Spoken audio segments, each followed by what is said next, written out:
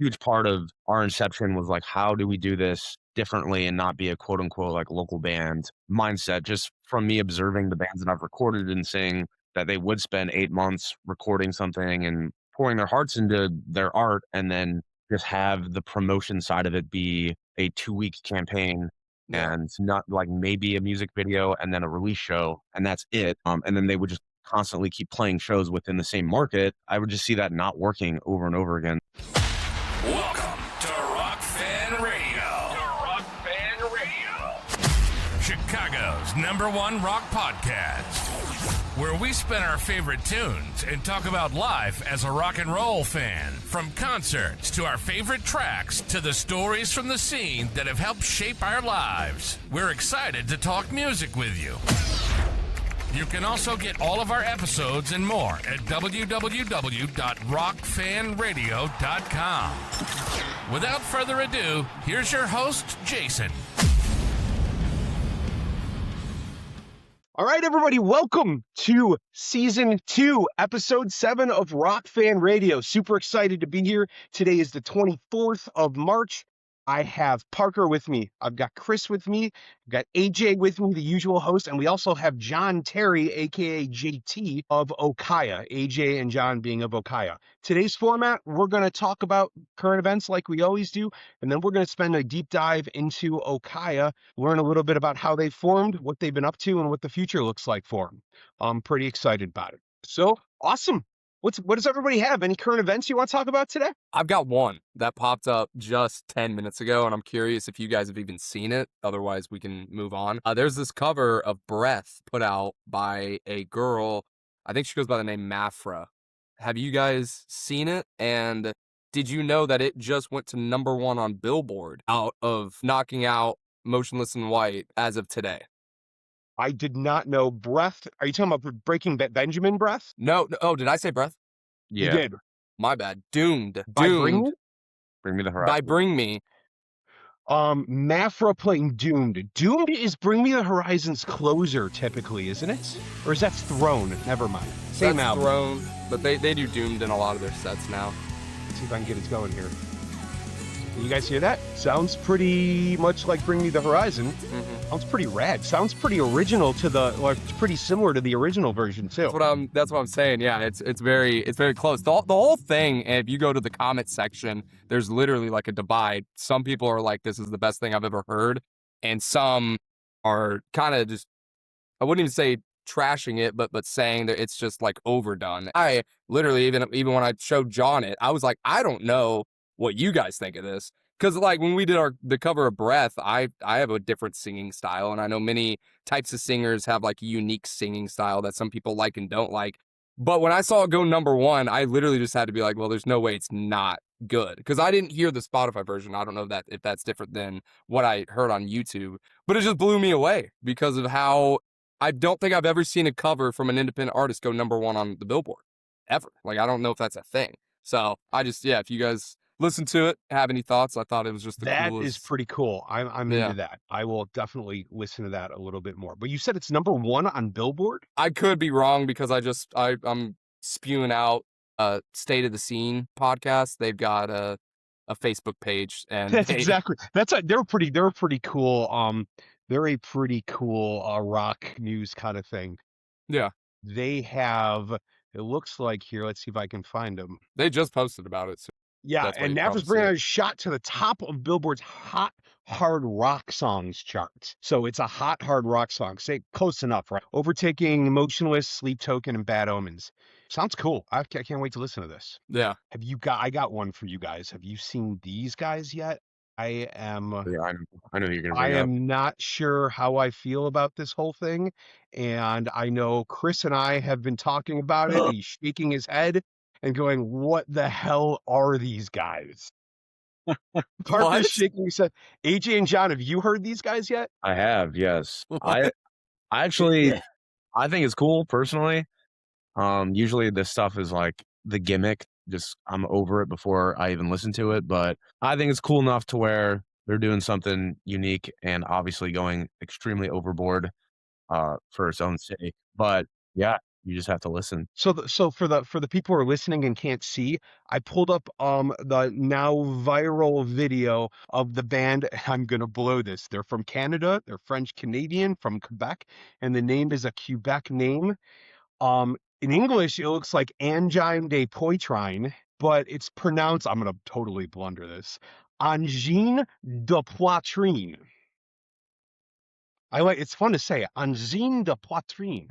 It means angina pectoris. You know what that means? Chest pain. So this band is called Chest Pain that is going viral. So I'm going to refer to them as Chest Pain. And they claim they are space-time voyagers from planet Earth's rock deities, whatever the hell that means. They came to Earth and they're fascinated by three things.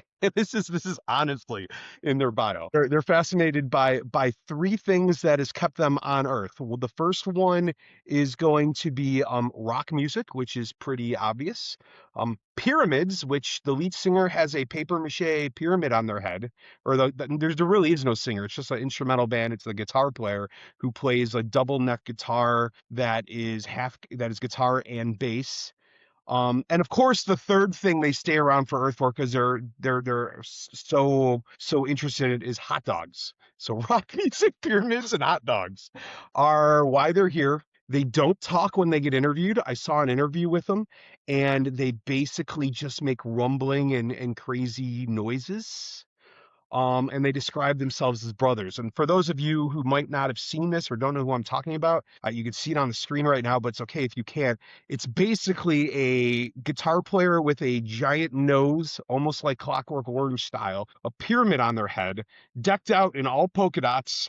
And then the drummer's got this huge helmet on and a giant nose hanging down that wiggles back and forth, and cover up his drum set in a towel or a blanket. And it's all polka dots everywhere. And I can't get away from these guys. They're everywhere all over my social media feed. They are everywhere. And it's ironic that it means chest pain because that's what this gives me.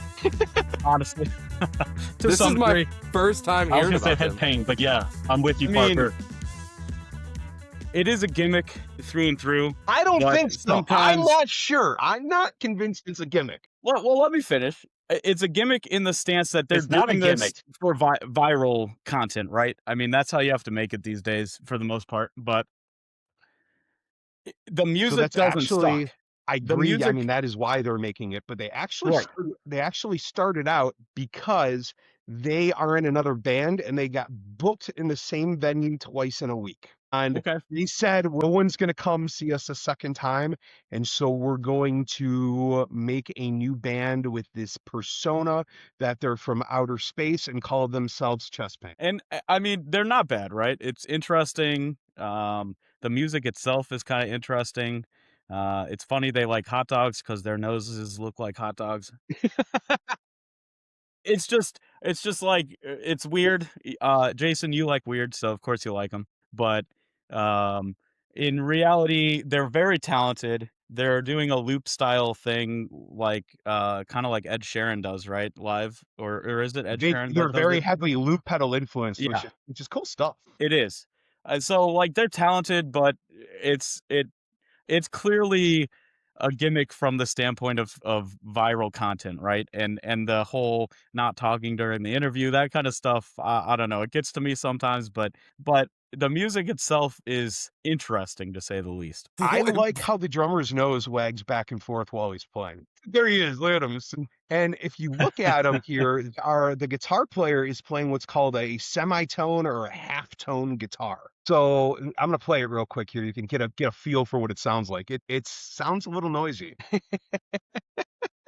So they're playing semitones or half tones. Yeah. So, I mean, the music's not bad, but it's like, other than like the rest of this year, like, are you going to go see this band live next year? Are you going to buy their album? Or I should say buy their album. Are you going to actually listen to their full length album, whenever they release one? It's kind of like a flavor of the week, kind of like interesting story, but it's just, I don't know.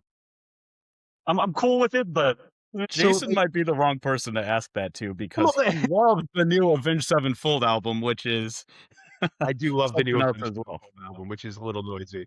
I will not go see them next year, Chris, but I would absolutely go see them 3 months from now because they're like they're top of everybody's mind, and I want to see what it's all about. I actually had a couple beers on, I believe it was Saturday night, and I put my headphones on and I listened to this thing, beers, and I was totally into it. It sucked me in, and it's the semi so when I say semitones, and regular guitar, let's say, has 24 frets, and each fret has a certain division in between each of them for the notes. It's physics of what makes the notes. Well, a semitone or a halftone guitar actually takes those frets and divides them in half. So 24 frets now becomes 48 frets, and they can hit these half notes that are not quite, I mean, you're not sharps and flats, they're half tones. And so when it creates a lot of dissonance in the music, and it's different. They're not the first to do it. I mean, game sees game, right? Like that's what you want. You want to blow up somehow, right? It's pretty fun. I saw someone call them like the Rage Against AI band. Like this is AI could never do this, and they're right. Well, It's completely that's original and different. I feel like AI could. That's what they're doing is exactly what AI would come up with. Yeah. If I just typed in "make me a song that could go viral," 100%. that's exactly what I would think would come out. Speaking of current events, did you see that with AI? I didn't read it, so again, I'm just speaking out of my butt with headlines. Some guy stole like 8 million in revenue from Spotify because he had AI music with AI listeners, and that's insane. That's crazy. And I also saw I didn't come up Wow. with it first. yeah, I saw somewhere else too that it's I think someone said a quarter of all the music, like 25% of all music uploaded to Spotify now is AI. And that's crazy and it's funny. Parker, by the way, congrats on getting to all the platforms. I saw you put that out. We should totally Thank you. chat about that. But for like John and I, if you guys care to take an artist's opinion, and we don't really actually see or like do the numbers ourselves, but because of how it all works with stream share, it actually does become a worry at a certain point because it brings down the cent per stream because it saturates the market. Stream share is how artists get paid through Spotify and stuff. And so if there's more artists putting out more stuff that ends up on Discovery or whatever that people end up having to listen to, and it's AI, it's crazy. So artists actually do take a hit. So that was just wild that I saw that today. We're gonna have an AI episode soon, and I saw Evan J. Thomas, our guest last episode, actually just released his new version of Sound Fury magazine, and the lead story is about AI's impact on the music industry. And I actually kind of agreed with where he was coming from. I've always said it's a tool, and I mean, just like a chord wheel is a tool, or just like a distortion pedal is a tool, or a thesaurus is a tool for songwriters, I think it's a tool on steroids. It gets a little dicey when we start talking about generative AI and faking real art. But as an artist, I can see it being completely invaluable, and I'll die on that hill. But now's not the time.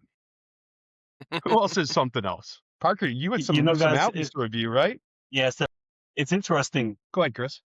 There's a huge delay on my side, so I don't know if you guys hear it on your side. But AJ, it's interesting you bring up streams and all that on Spotify. There's a recent trend, at least it's recent to me. I don't know how long it's been going on, where bands are not just releasing their album, they're also tacking on an extra B-side or two to the digital download only as a way to drive, streams and sales, and ultimately try to chart. So I know Lamb of God just did this, I guess, whenever their album was released a couple of weeks ago.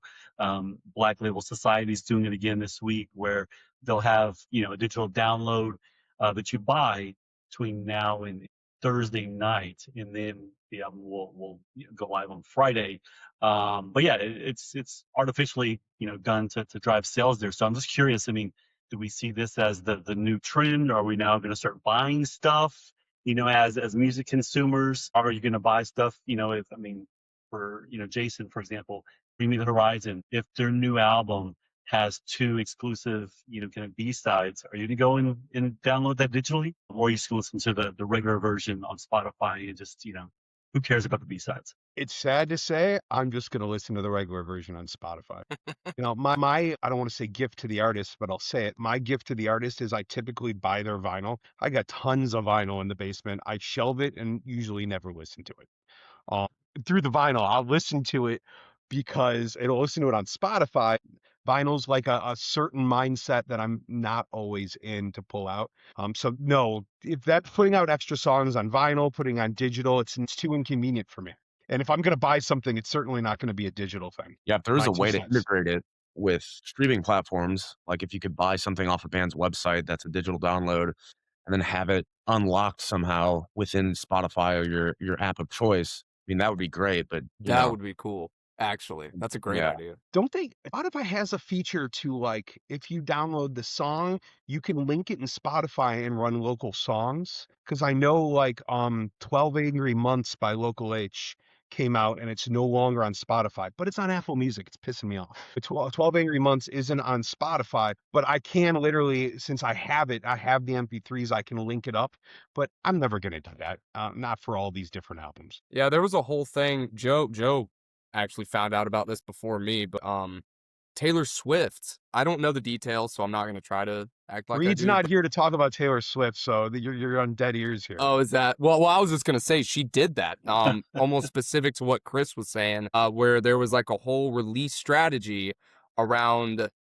I don't know the details, but the way Joe made it sound is that she would put out one version of a song that wasn't the official, but if you bought that, then that got access to 8 other versions, like an acoustic, an a cappella, whatever, but with the original song. So it was kind of a way to just drive up, the actual cost of the song, but you're putting it with other versions of the song. So, it seems like you should be paying more. So Joe was telling me a lot of Taylor Swift fans were having a really hard time grasping that she did that. So yeah, Well, just she's another known thing. for putting out like Well, 20 copies of the same album too, to drive the collectors to buy 20 versions, Yeah. which is Yeah. bullshit too. yeah.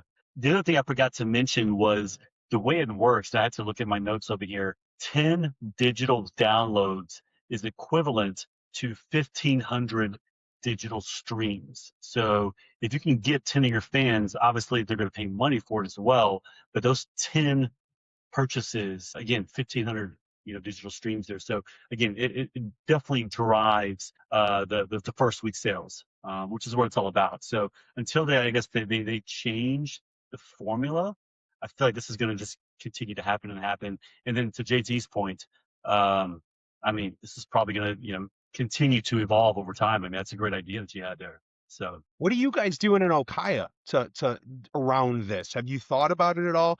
I know you have a digital release strategy. I know you release a lot of stuff online. I mean, some of your songs have 1 million plus views. How are you doing this? Give us a little of your strategy. Well, I'll just say we don't shy away from our rollout and how we put out the songs, because there is a strategy, like Chris had said, and everyone I think should do it, of trying to get as many streams as possible on a release. So what happens, and it's funny, I just saw some other podcast and news outlet just talking about this, but you put out a song, say you're brand new, you put out a song, and then the next song that you put out that song plus the new song, but you put it in the same release on all the streaming platforms. So when it plays the next song, you get that extra stream.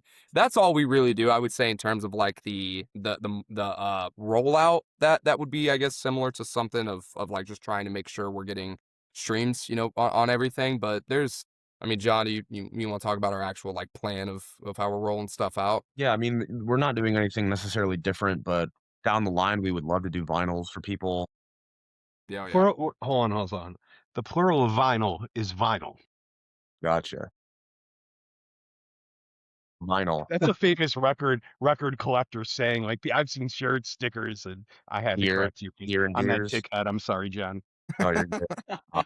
yeah, deer and deers. Yeah, Go ahead, though. fish I'm and sorry. fishes. Yeah, so, I mean, we don't really have a separate strategy necessarily. We love doing acoustic versions of songs, so we always think about maybe doing a deluxe version of a album release or something down the road, where we could give an extra 5 or 6 songs. But yeah, it's really interesting with what Chris was saying about in what way can we offer the most value to people and feel like we have even more of a connection besides the streaming. What percentage of people will download an MP3, but then it's how are you going to listen to that? The ease of access. So we're trying to balance offering cool stuff to people while also just letting everybody listen anywhere that they possibly can, whether that's YouTube, Bandcamp, or anything like that, or even SoundCloud. So yeah, I mean, we're just right now in the phase of doing a lot of single rollouts, mainly for the attention span of people.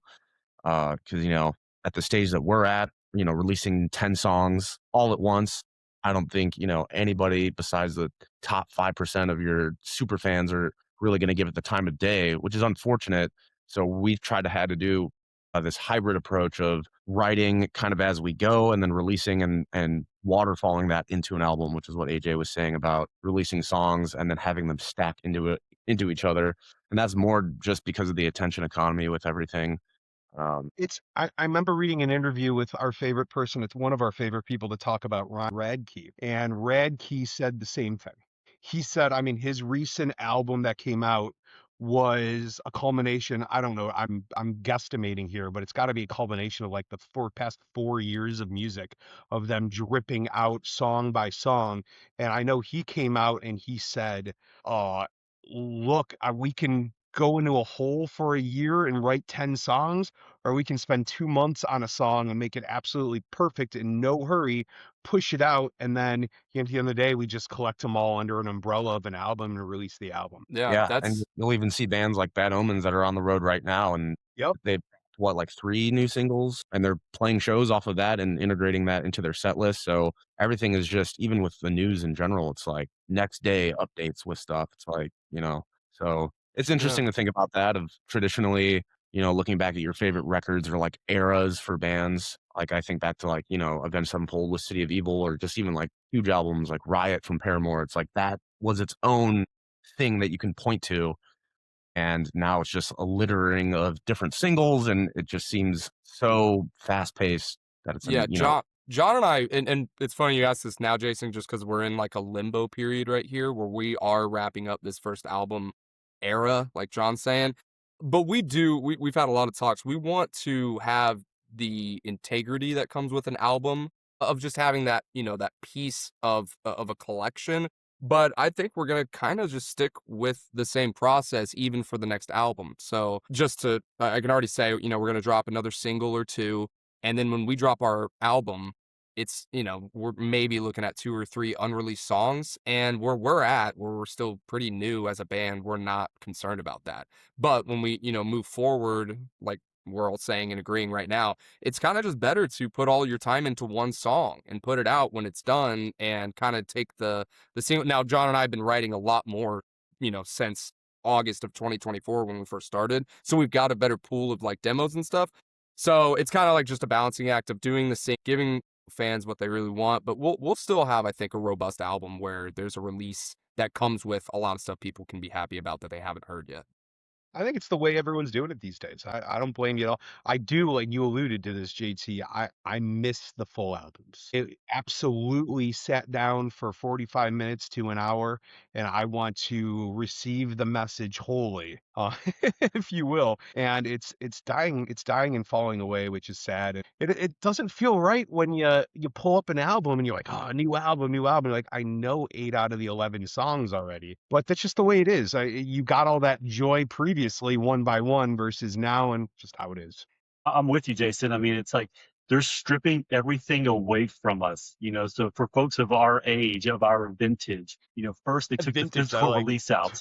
Okay, you can't see the album artwork, you can't see the liner notes, who their friends are in other bands and stuff like that we did back in the 90s. Now, we hear all the songs ahead of time, so it's like there's nothing new. Now, I will say on the flip side, what I do like about it is if you're an artist and you're thinking about trying something new, it's a great opportunity to get that song out there, see what the reception is from your fan base, see if they like this new direction or not. And it kind of gives you, a little insight, like AJ, you and John. I mean, I really love that new song that you had, Angel Wings, that was a little different from some of the other stuff. And so like for me, I'm like, man, I hope they continue to go down this road. Maybe not with every song, but just here and there incorporate different elements of that.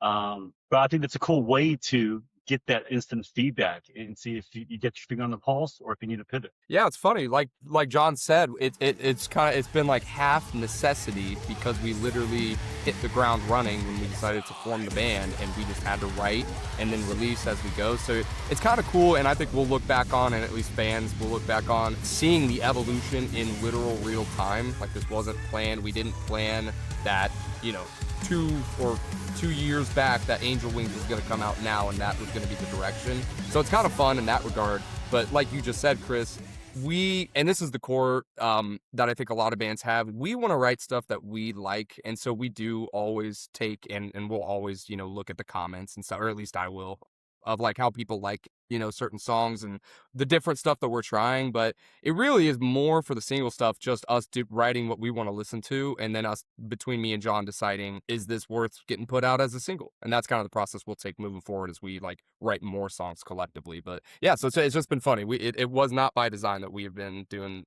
things the way that they've been done. Should we move forward with the OHKAYA interview, or should we backtrack to let Parker talk about the albums he wanted? I can cut this up any way we want. Your guys' call. Parker, I'm looking to you. It's not very long. Parker, let's hear from you, man. I got All 3 things.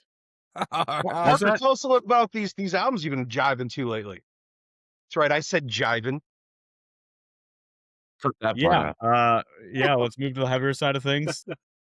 As I always do. We got 2 smaller bands that released a couple things this couple last weeks. The Great American Ghost came out with a new album called Tragedy of the Commons. They are very much modern metalcore, gent, that world. Album slams. Go show them love. They're fantastic. They're awesome. They're gonna do great things. This album really kicks ass. It's amazing. And then Midwinter, which is more of the modern core, more like Bring Me the Horizon style. I've never heard the phrase modern core. There's always a new core when I turn the corner. Yeah, that's fair. It's more heavy chorusy, got the electronics going, but they do bring it when they bring it. It's usually not really my cup of tea, that style, but I do like this band a lot. So they just dropped 2 albums. Go follow them on Spotify and give them some love. They're really good. For more like established bands, we've got Fit for an Autopsy. They just dropped a new single. I haven't called The heard of those Wretch. guys. That's a funny band name, though. I kind of dig it. They are very heavy. I'll put it that way. They're very awesome. They slam. This single is really awesome. And then a name that I haven't said in a long time, Devil Wears Prada, just came out with a new single. I've been seeing that, and I've got actually a friend who's a huge Devil Wears Prada fan, and he is jacked for this new album. Yes. It is back to basics for them. I feel like we're seeing a lot of bands from the 2010s metalcore era going back to basics. It started a few years ago. Miss May I and Memphis Mayfire kind of started dropping some more back to their roots type stuff. And then I feel like we've been seeing a lot of other bands from that era start to drop stuff that's back to basics. And All Out is very much Devil Wears Prada from 2010s era. It's modernized for sure, but it hits like metalcore in the 2010s. And I felt like I was at Prada metalcore? Because they What's that? kind of got. Do you call Devil Wears Prada metalcore? Oh, I yeah. don't know a lot about them, but they seem to got like almost a punk thrash vibe to them a bit. Or am I completely crazy? Well, the 2010s for them was definitely metalcore, and then they kind of changed their vibe for a bit, right? And they kind of went all over the place, and their hardcore fans didn't love it. Newer fans kind of came and went, and I feel like they're coming back and trying to go back to their metalcore basics, which they very much were in that scene. Vans Warped Tour through 2010s through 2015 or whenever that ran its course. But I love to see these bands coming back to basics. It's very modernized. Like I said, Miss May I dropped some new songs a couple years back, and they brought out the 7 strings, so they upgraded and went heavier and went deeper, richer It's an upgrade. sounds. The 7 Yes. strings means upgrading Parker's mind. Absolutely, but it's very much back to basics for them.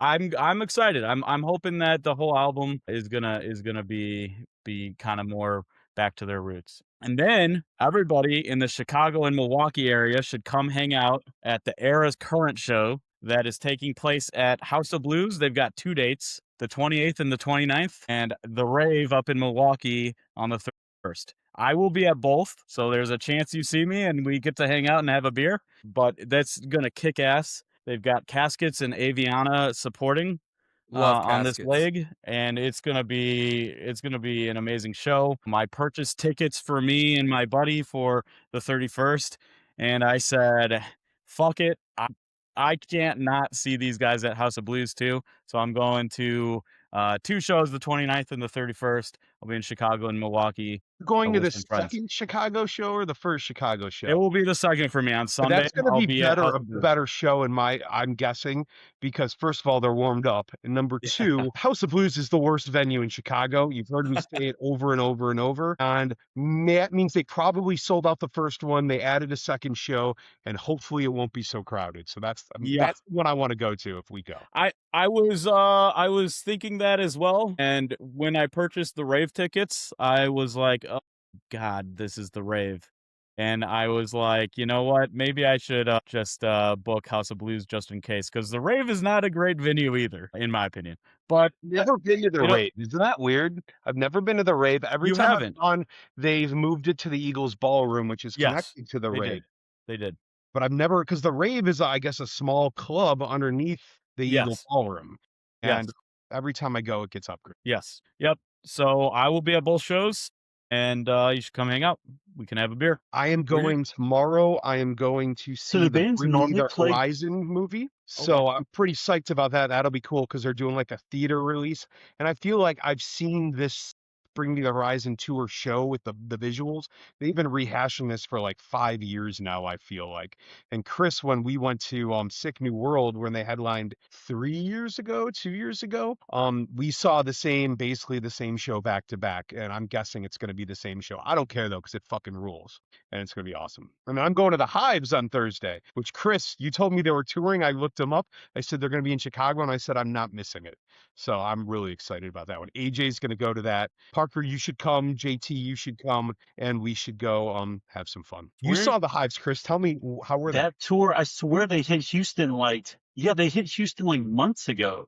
I'm surprised they must have took a break somewhere in between. But yeah, I mean, if you haven't seen them, their frontman, I mean, I don't know how I've much seen them. coke I he know what does I'm ahead of getting time. into, and that's why I'm going. Like, the music is a solid B+. The Yeah. stage presence is like an A++. But yeah, like, I mean, he is the epitome of what you want in a frontman. Like, really funny, super energetic. Like, he has a really good knack for knowing how the audience feels, how to get them back into it, and all of that. I mean, just a great show, man. Again, to Jason's point, like, whether you like the music or love it, or just kind of like on it, it's definitely worth going. Great frontman. Yeah, where this is education for you before you go on the road with Red, AJ. This is how a lead singer commands the stage, and it's insane. Noted.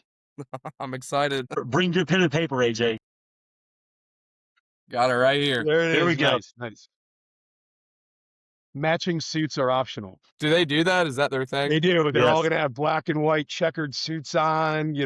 Glow in the dark guitar straps, neon. It's That's awesome. I was talking, I forget who I was talking to, but like when John and I were trying to figure out our wardrobe and stuff, there's like so many bands that look generic, but then there's also, I feel like there's just now an equal number of bands that are so over the top with the stage stuff, and you love them both. But it's so funny thinking, you can make a whole skit out of what you do on stage. Yeah, you just need the hot dog nose masks. Yeah. that's exactly right. Yep. Cool.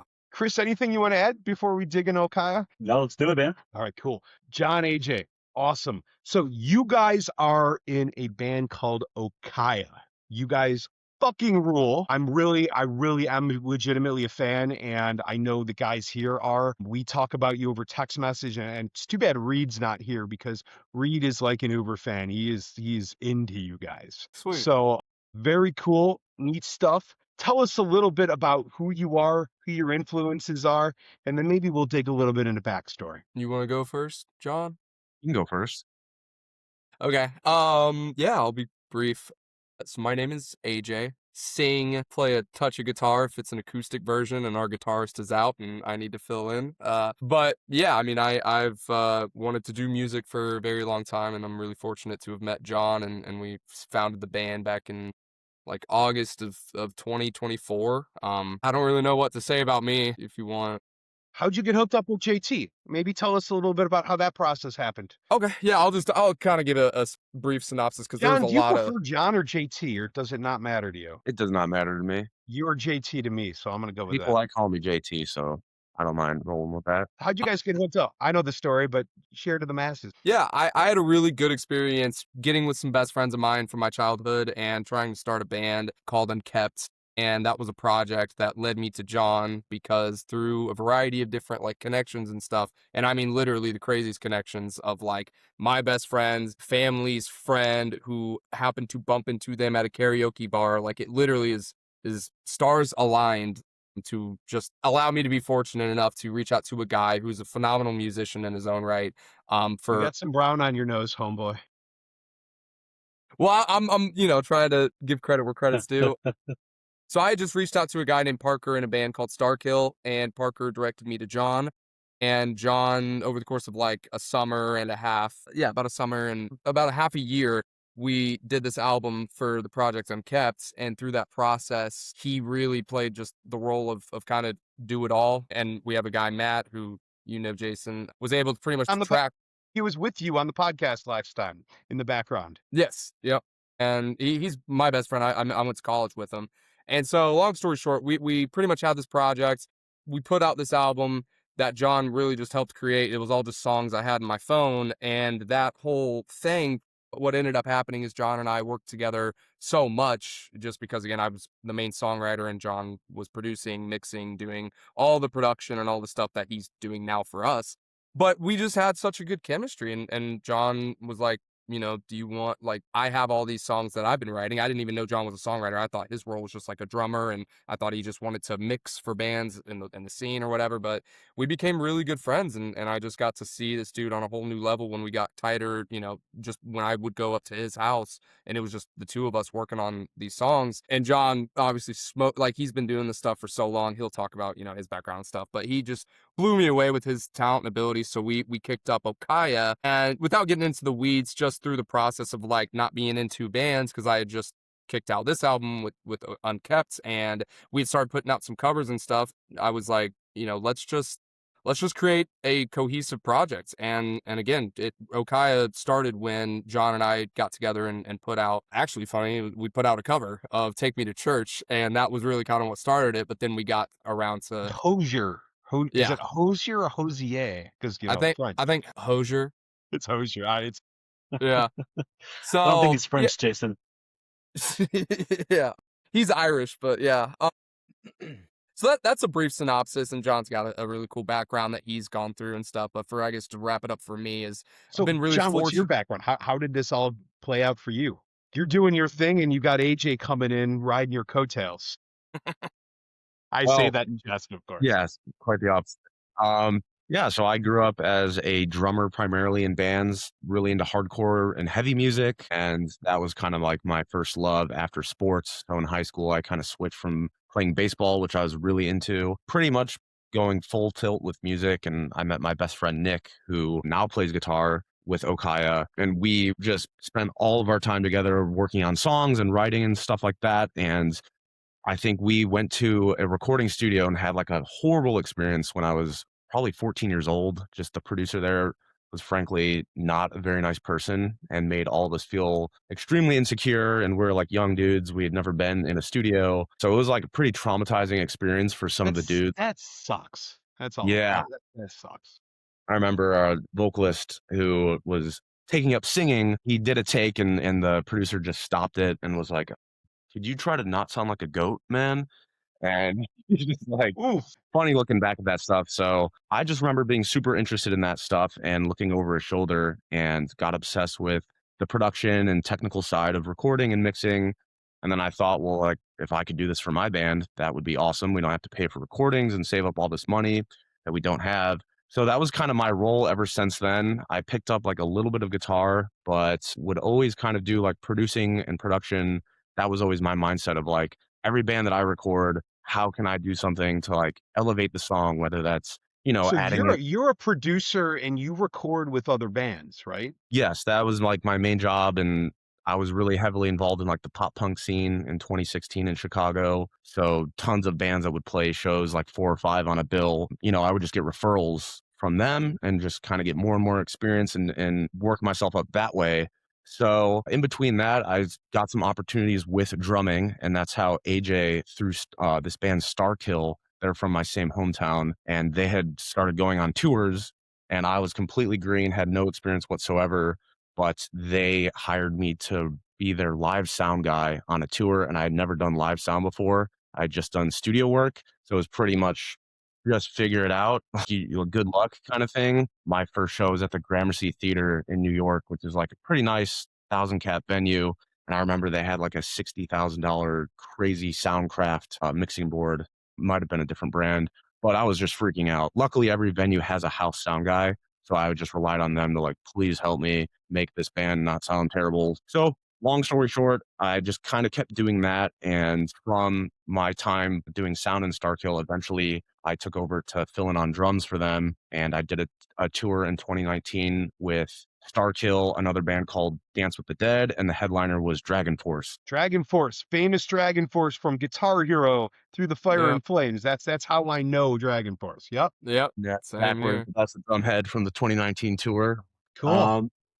So from that tour, the band Dance with the Dead didn't have a drummer, and they were the middle band. So it was really weird to go from the opening band having a full sound, middle band nothing, and then the headliner having drums. So they, long story short, hired me to be their drummer. And in between all this touring, I was still recording and mixing bands, and that was always kind of in the back of my mind of like, hey, I ever had the opportunity to have my own project that kind of was like more in line with my roots of heavier music, and I still love, just big choruses and melodies and stuff like that. That would be awesome. And that's kind of where AJ came in the picture. And around 2024, he got in touch with me through my original band, Starkill, Parker, the guitarist. And I remember listening to the demos and like, yeah, they were pretty bad sounding. These are unkept demos, right? And unkept demos, and they were god awful sound quality, but it's like very laughable. But the choruses and like the song structures, I was like, okay, like I can hear this.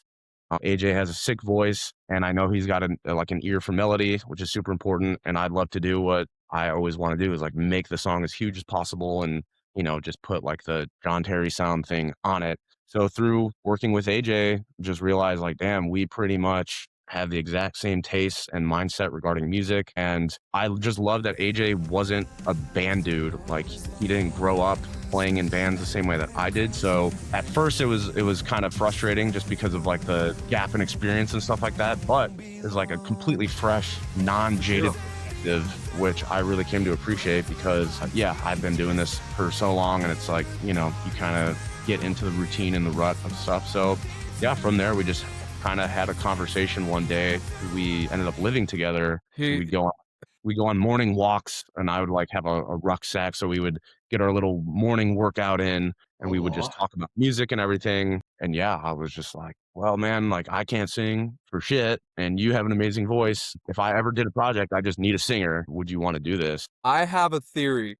I'll have to say this, dude. Every time John planned this in advance, dude. He asked me. He asked me. We were, working on the unkept stuff, and he was like, I mean, dude, you're 24. I'm 20. I think you were like 26 or 27 at the time, and we were both like single, working on music, trying to like just do what we want. Easy now. Yeah. Hear me out.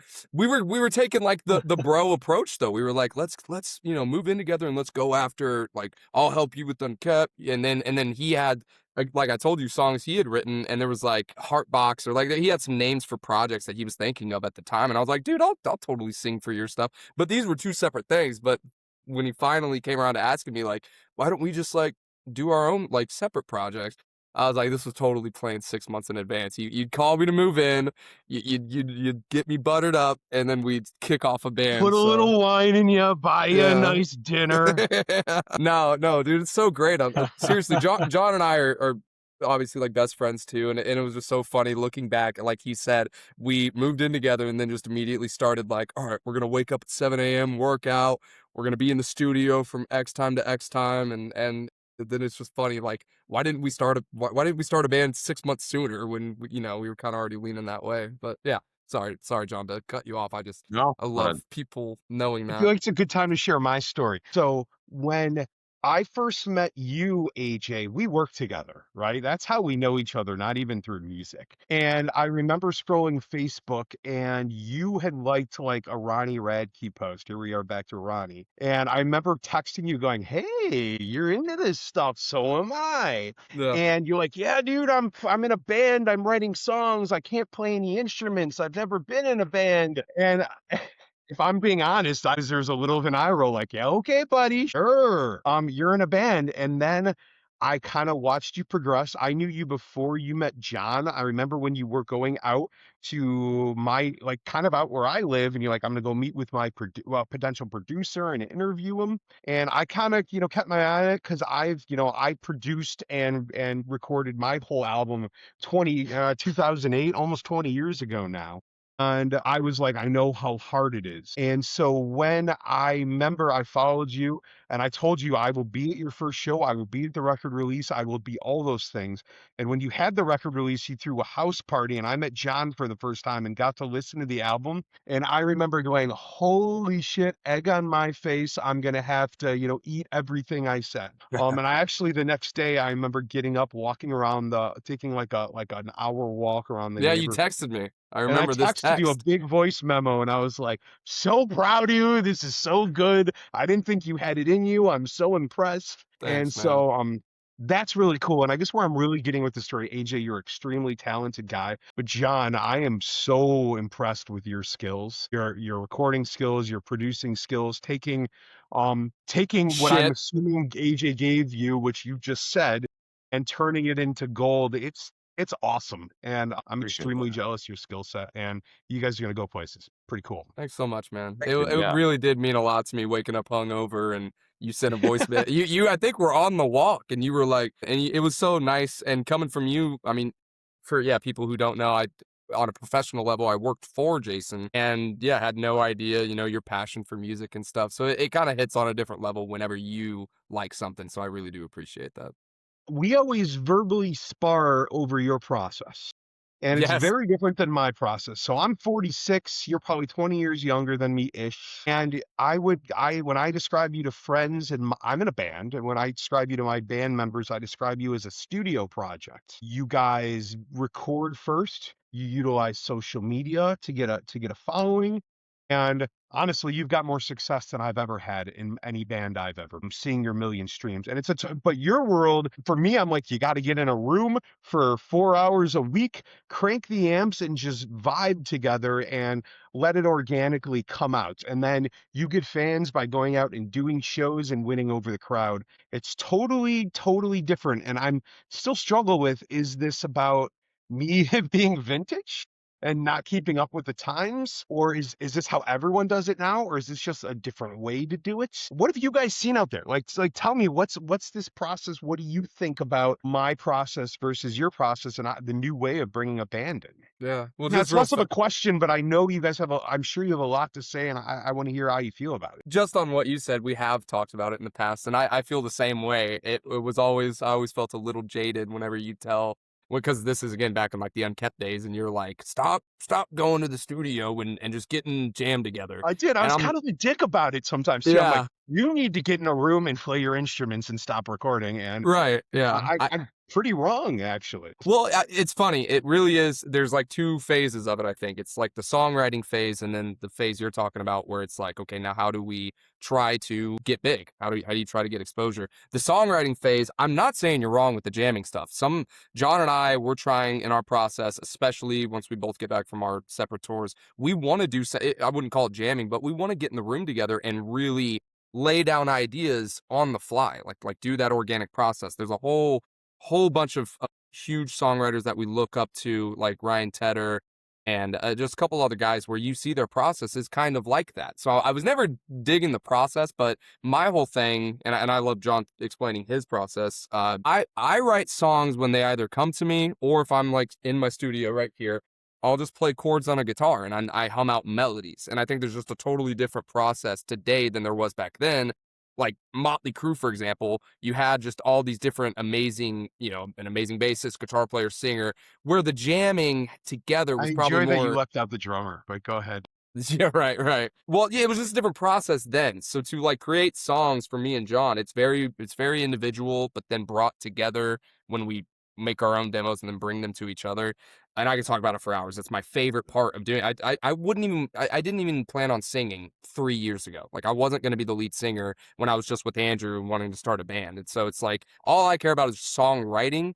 As like cliche as that is, you picture the girl that sits on her bed playing the ukulele who, comes up with 90 songs that all sound the same. It's like I just love the songwriting process. So I just wanted to make that note where you and me were always beefing, 2 years ago when I wasn't doing the formal band jamming because I can't play an instrument. It was still, very lucrative. But just last thing I'll say really quick on the exposure side, it is totally different. And I think I was telling John, like, even 5 years ago, or maybe a little longer, maybe like 7 years ago, you could get away with trying to tour and trying to get what I would just call like a grassroots level of exposure. But the competition now, that's really all it is. It's like John said, the attention economy and the competition because of TikTok, Instagram Reels, Facebook Reels. If you don't have some kind of supplementary imagery and video content to go with the music, and this is why we also said about the album. It's like people just won't listen if they've never heard you before. Fans want to listen to as much as whatever they like. But if you're trying to gain fans, you just can't put out 10 songs on Spotify and then not say anything about it. It just won't get picked up.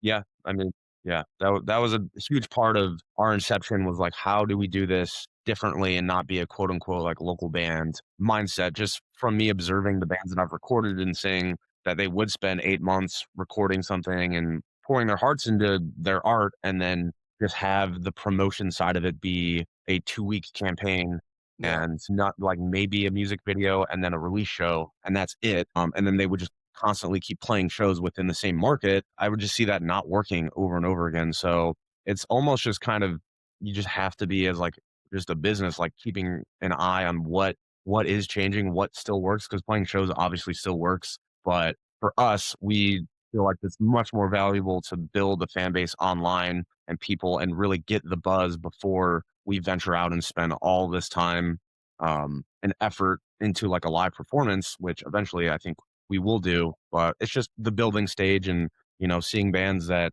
have gotten signed without even playing a show is crazy. I remember this band Woe Is Me on Rise Records. They had gotten signed and they hadn't even played a show, and they were a band. I was like, that's just crazy, man. Like, you have to do Warped Tour and you got to like go, like the Rock Band video game. Like, you got to start in the garage and work your way up. And it is crazy to see the changes. And like AJ, I mean, this whole thing with Red, you're going out with them. You played a minimal amount of shows in your lifetime, and I can't comprehend this whole idea that your first show is opening up for Breaking Benjamin, your favorite band, in front of tens of thousands of people. Thanks, dude. Yeah. And being the lead singer, like, what a mind fuck. But I'm so excited for you. John, Thank you. you've done some of this.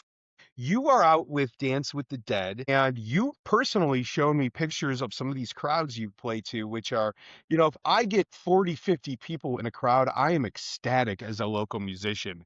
For you, that's like, you got 40, 50 people within 10 feet of you on stage. What does that feel like? It's crazy. It's definitely, I kind of have like a photographic memory of like the moment the adrenaline hits for certain different sizes of shows. Like, I remember the first festival that I played it was just like a different level. Like, you've unlocked something new. And then, the first time I played with Dance with the Dead in the Netherlands, that was my first show with them. And I'll always remember there was like 350 people there, but we're backstage and I'm just hearing the crowd talking, like just the murmur of the crowd. And I'm like, man, this is for a band that I'm playing for. Like, these people are all here for my band. I'm not like a opening band, and that just freaked me out. So it is very crazy, which is why it is, the power of the internet is insane, especially in the case with AJ and, Yeah.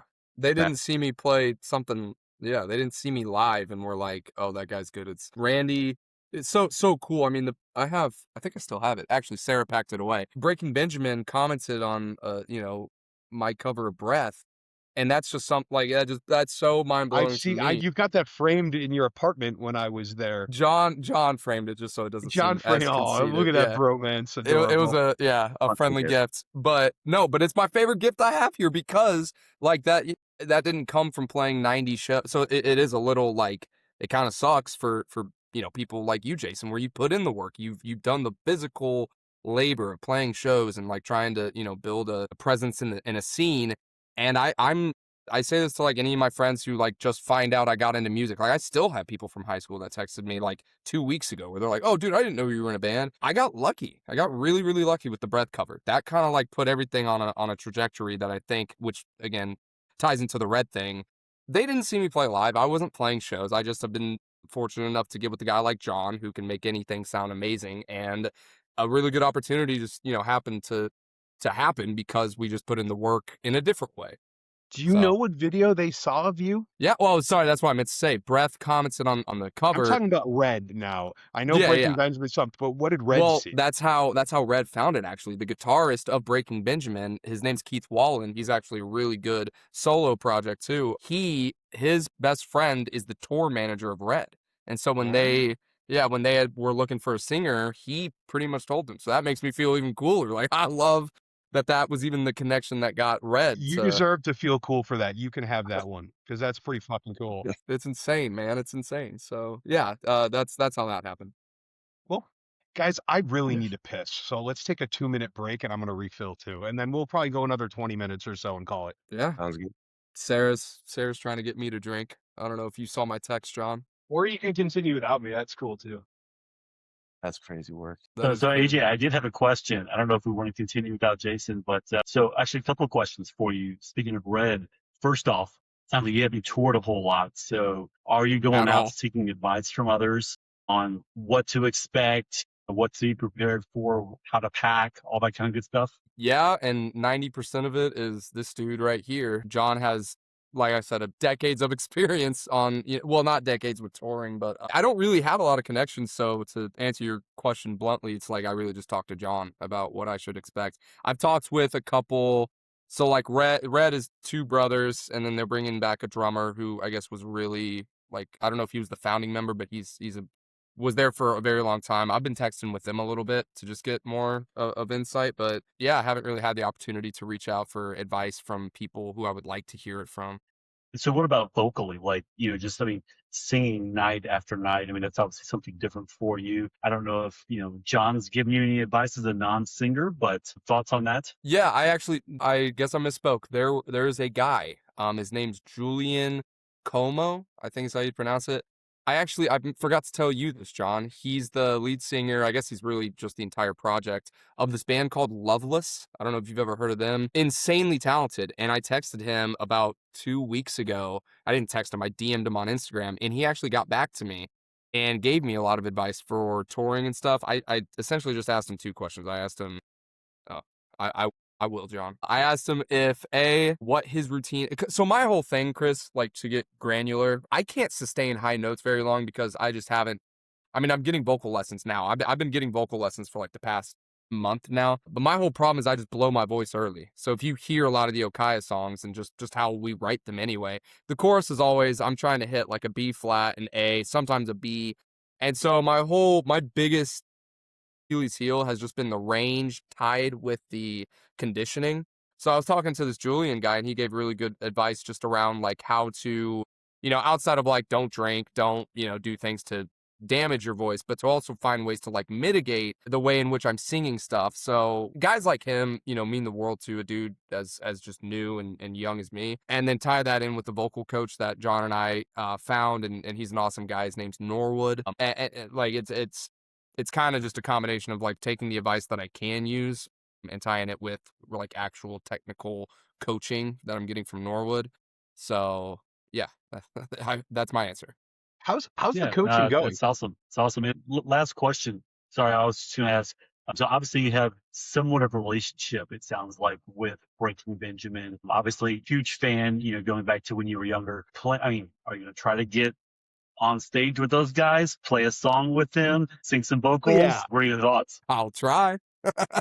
I I would love to. They're I mean they're literally my I probably shouldn't be doing this if I'm about to go play, in front of them, but I mean I literally got them tattooed on my arm. They're kind, and you can hear it in the songwriting of OHKAYA too. Like I can't explain enough how just insanely in love with the music and what they really have done for me in my life. So it's just funny. You asked that question and my brain's just like spinning like, dude, I'm going to need a diaper to even say hi to Ben. Like I'm not, I don't know if I could go play on, do a song with them alone. Like, no, but like all jokes aside, I'm open to any and all opportunity. This again is just, I feel lucky over anything. So it's like, I'm just taking it in stride and like whatever I can do. I just plan on being the nicest, coolest dude. Just keeping my head down, doing what I need to do for the guys in red, and just trying to be a fun time and just doing my job. And if there's That's an the right way to opportunity, approach it, man. I think so. yeah, I'm Stay humble.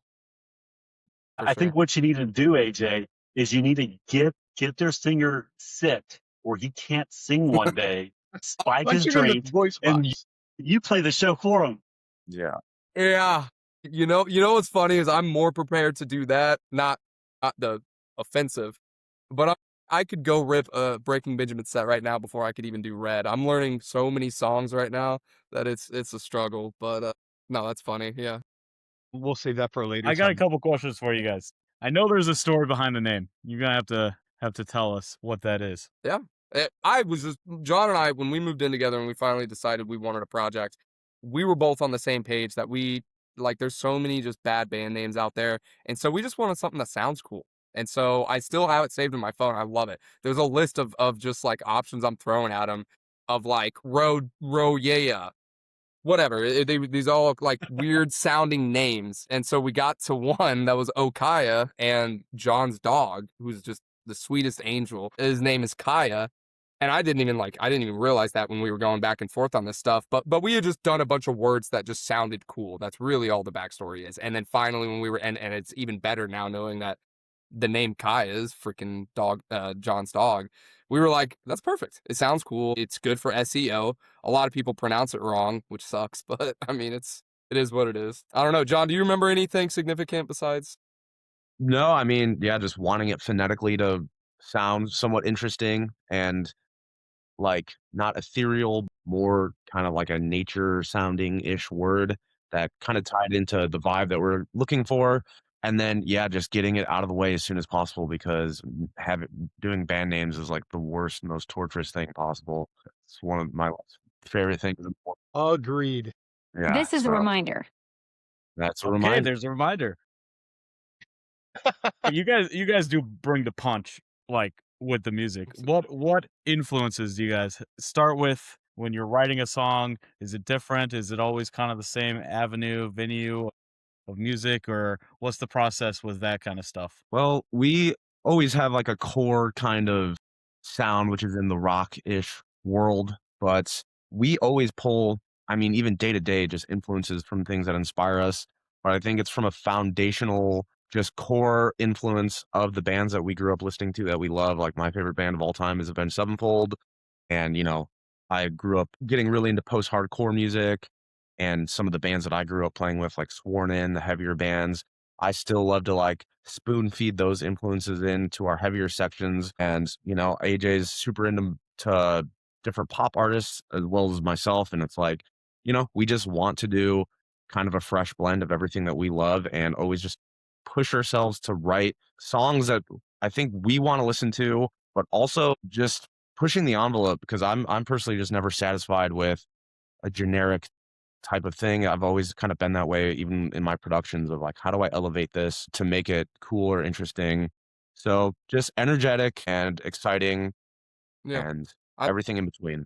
Yeah, I think the number one thing, like John said, and I already said it, is we just want to enjoy listening to it. So I'm definitely, it feels conceited, but I listen to our songs all the time because partly because, John and I, some songs, we write more of than the other person. So songs that John had a much more of like the actual core writing of, I love because it's like it didn't come from my brain, and that's super. It's like I'm listening to my favorite band, getting to work with Absolutely. with John. Yeah, dude, it's awesome. And then like for all the stuff I write, if I again can come up, and again, I'm still very green in this process, but typically my songwriting process is like I said, I'll jam out some chords. A lot of times, my favorite is when I have a melody in my head that like I pray to God it's not already out there, but it just like came to me, and then I'll just try to find a chord sequence, that fits it, and then I'll just build a song from that, and then that's where John is the best dude to work with because then I can pass him something that is very very bland, and then what really makes OHKAYA is kind of the writing going through John and me. I do a lot of the producing and like and telling him, what I would like to have with the strings and the orchestral and electronic elements, but John makes it happen, dude. It's really just getting the song written, whichever one of us really takes on the beginning of a song, and then where do we want it to go. And last thing I'll say on that is like John said, our favorite influences: Breaking Benjamin, Avenged Sevenfold, so many bands, Bring Me the Horizon, Sleep Token as of recent, like there's still a whole other world that I'm looking to tap into with OHKAYA that I love. Dark alternative pop music and this whole element of just, as long as, like John and I always say, if you could strip everything away from the song and just play it on acoustic guitar and sing it and you like listening to it, that's our foundation for trying to write good songs. And so from there, it's like, yeah, like I said, just our partnership around trying to find the coolest stuff, pushing the envelope like John said, and just seeing where it goes after a couple of weeks of doing that. I like that. Someone a long time ago told me, "Don't chase clout. Write the music you want to hear." Yeah, So that resonates with me. So awesome. yeah, for sure, man. Yes, it's also a lot harder mentally to try to, keep up with the Joneses of what is everybody else doing. It's nice to take that in and as, influence or whatever, but, "Oh, I'm gonna sit down and try and write this breakdown," or something like this is just so conceited and just ends up not working as well in the long run. Like, it's scarier to look inward and like, okay, like AJ has a vocal idea, a melody. How is he going to build out the chord progression? And, like from where the idea happens to where the end of the song is, months later after us working, that's kind of OHKAYA. And it's a process that we continually iterate on like every single day. And that's our main focus, is just like being as good as possible with that and being Yeah. open-minded with all this stuff.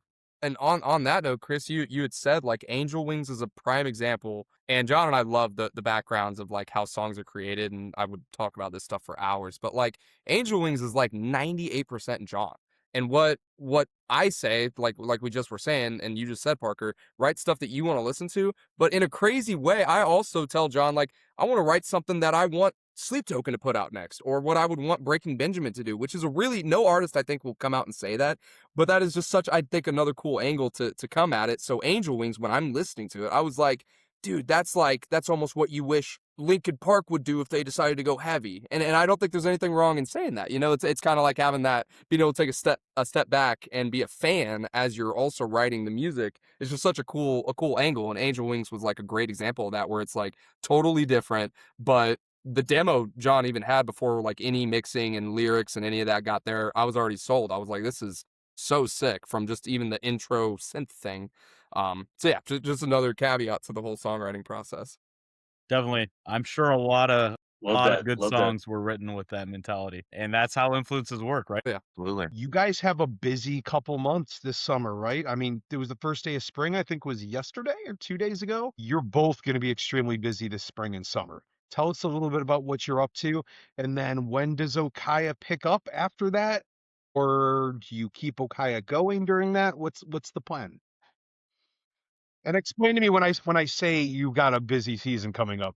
Fill Yes. that in a little bit. Tell us a little bit what you're doing. Yeah, well, I'm going on tour with the band that I play drums for, Dance with the Dead. I leave on April 5th. The tour is called the Face Off Tour it's a co-headliner with a band called Magic Sword, and I believe Get Megan tickets now. is our opener. Yeah, so that's going to be 42 shows. I will be gone from April 5th to June 1st. So that will be It's a taking up. lot of shows and not a lot of time, man. Yeah, it's going to be crazy, but this will be my first tour on a tour bus. So I'm really hoping that I'll be. Cool, and you got a bus. That's gonna be Yeah. rad. So I should be caught up on sleep, and my priority outside of anything else that I do is always OHKAYA and working. So I will have my rig, a mobile rig set up, and I will be trying to write and produce and mix and do something every day while I'm on the road. So that will take us to into the summer. And on my end, at least, we're wrapping up this album with a couple more songs, and we plan on still working in some capacity remotely so that when the summertime does come, we're ready to hit the ground running. But AJ, you got plans as well? Yeah, I'm very stressed, but in a fortunate spot to be going out with Red on tour. My tour's May 9th to like June 6th or something, so it's literally like half the amount of John's. And for like the on the OHKAYA side of things, I'm actually super stoked that we're able to work so well remotely because we really do that a lot. So I don't think we're really going to have any fall off. I've been writing so much in the past like 3 or 4 months because I knew this was coming. I didn't know Red was coming, but I knew John was going to go on tour. And we've kind of had this preconceived timeline of when we wanted to get this album done and then get ready for the next era that we really want to get into. So I've just been writing a bunch of stuff to where when I go on tour, I'm not going to really have the ability to track myself because I'm just going to be recovering, nonstop. So all of my work in all of April, as I really am going to try to take a lot of responsibility on just wrapping up these last few singles, tracking them myself. John can do a lot of mixing and producing on the road. There's a couple music videos that we'll just tease right now. We're planning on putting out. That's Tell a whole me week. more about these music videos, AJ. We'll get to that. But yeah, so my whole goal is to just pretty much get, candidly, all of this next album like written in the next couple of months. Like I said, written a lot. John has a ton that I know for sure going to do on the road. And actually, side note, Tristan is another guitarist of ours. He's going to go in guitar tech for Dance with the Dead. So more of OHKAYA's in Dance with the Dead than I've got with me on the road. So it'll be it'll be great. But yeah, so it's going to be exciting. It's going to be stressful because obviously John and I are beyond fortunate to work with the bands that we get to work with. But OHKAYA's our little baby, our custody battle that we always talk about, and it's going to be fun, like having the time off to come back and just be extra motivated because we put in the work to write and to work remotely. But coming June, yeah, we've got a ton of plans to hit the ground running. So it's really a spring thing. Summer opens up for you guys to some degree. That's Can we right. expect the album by the end of the summer, you think? Before that, Like it. do Can we I buy want to a vinyl copy? disclose? How much do we want to pre-tell? You're John? not allowed to tell. We'll just leave it at that. I want a vinyl copy. And just for the record, I'm a little bit bitter at John because when I went and saw Dance with the Dead, I paid extra money to buy a vinyl copy with the band signing it. And then I realized I paid for John's signature, and that just didn't feel right. It's I worth it. actually lent that album to a friend of mine this week because he likes this kind of more he likes the more electronic stuff, and I'm more the rock side. I'm like, try this. This is kind of in the middle. And I texted him before this what he thought of the record, and he's like, this stuff slams. It's cool. It's really cool. And I'm looking forward to seeing it. Hell yeah. Cool, guys. Well, this is probably a pretty organic place to wrap it up. Is there anything else we want to discuss before we disband here? I just want to say you guys are both doing incredible stuff. Kaya's awesome. Jay, first time I met you was at a Chicago Cubs game, and we ended up at a random bar, and we probably argued about music for, I don't know, an hour and a half. Yeah. And it ended with us outside on the street doing metal screams on the streets of Chicago with each other. And I was like, hell yeah, let's go. Let's see where this kid goes. And man, I'm thoroughly impressed with where you've gone. And that's And kind of John, bullshit. you're an incredible producer and musician, and it's awesome what you guys are doing. Thanks so much, man. Appreciate Really that. appreciate you, man. If I can brag, I paid for your tickets for that Cubs game because it was a pumping. Yeah, Hey, that was we so do. much fun. That was I'm so still much going, fun. oh God, what did I do? So I think I get full credit, right? I did this. Yes. Yeah, Yes. Not at all. Yes, You guys did that's this through hard work, and you're killing it. So keep doing it, man. I'm so excited to see where you guys end up. Thank you, And I'm man. excited to come to go and see you guys live. JT, I'm coming to see Absolutely. you. AJ, I told you I really want to come out for like a week with you and follow you around. I got the okay from the wife, and my vacation in All right. June just got canceled. So now I really have no excuse not to go. Nice, man. So we're gonna have to. Well, here's the Yeah. craziest thing. AJ's first show I believe May 9th is Welcome to Rockville Yep. in Daytona Beach, and it just so happens that Dance with the Dead will be in Orlando about an hour away on the same day, and because I'm in a tour bus, we should be showing up at the venues super early, like 9 AM, so I'm gonna try to see if I can get some sort of guest pass or something. I'm gonna shoot out to the show and hopefully see AJ's set side stage. I mean, I'm gonna try That my would best be to do that. So dude. I got a really good friend in Tampa who's not too far from there, and I was flirting with the idea of it's not so much of a surprise now of surprising you and going out. So John, we're gonna have to talk. Dude, that's crazy. That'd be awesome. I'm really excited for both of you guys and OHKAYA. It's a good day to be alive, man, and you guys are gonna do great things. Thank you, Jason. Thank you We guys for really your time. appreciate you. Love what you're building here a lot, and I know this podcast has a lot of potential too. You guys are all awesome. And yeah, there's Reed, there's a lot of people that aren't in right now, but all great people, and you guys rock. So thanks so much for having us. Of course, man, we got your back till the end, both you guys. You're part of the crew. Absolutely, 100%. Thanks, man. So good luck. You go kick ass. We're going to wrap up the podcast. OHKAYA, thanks for joining us. Chris and Parker, thanks for making it out. Next episode, I think we are talking with one of Dave's buddies going to come on. And he says he's my doppelganger, so that'll be fun. We'll have to see who's better looking. Until next time, guys, thank you so much. We'll see you on the floor. Be good to each other. Take care. Thank you Thank you. guys. Appreciate luck. it. Thanks. Thanks again for checking out Rock Fan Radio. We appreciate the support. If you enjoyed this episode, please leave us a 5-star review on your podcast platform and sign up for updates at www.rockfanradio.com. Until the next episode drops, enjoy this playlist of related tunes, and we'll see you on the concert floor.